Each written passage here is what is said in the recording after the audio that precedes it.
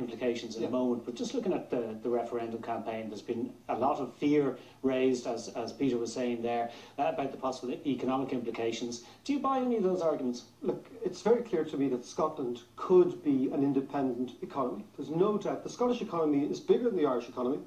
Its rate of unemployment is half of our rate of unemployment. It has oil. We know it has oil. Its population structure is actually quite young in comparison to other parts of the UK. So this is a substantial economy that could survive on its own without any real problems. That's the first thing. There are issues, but it could survive on its own. That's the first thing. It could even thrive on its own.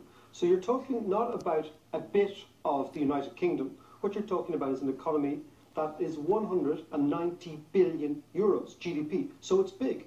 So there's no reason to believe it can't survive and thrive. Okay, but we saw in Robert Short's report there, we saw Jim Murphy, the former Scottish Secretary, saying they pay, what was it, 53 billion a year in taxes, including oil taxes, and get 65 billion back. So you're starting with if you reduce economics to the budget deficit, you're actually putting the cart before the horse. The question is, how do you get there?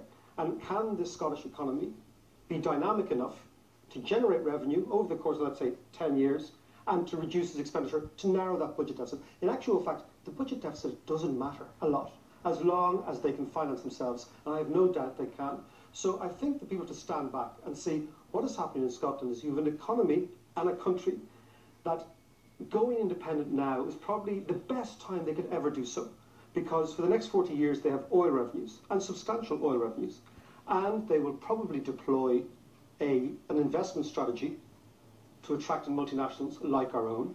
Their wages are much lower than Ireland, one of their main competitors. So if you actually take yourself out of this campaign and think, can this entity not only survive but thrive, there's absolutely no reason to believe it can't. What we're getting now is a very clear policy of scaremongering on the part of the establishment in Westminster, and by that I mean the political parties and the corporate bloc, because they don't want change. Okay, well, let's take it as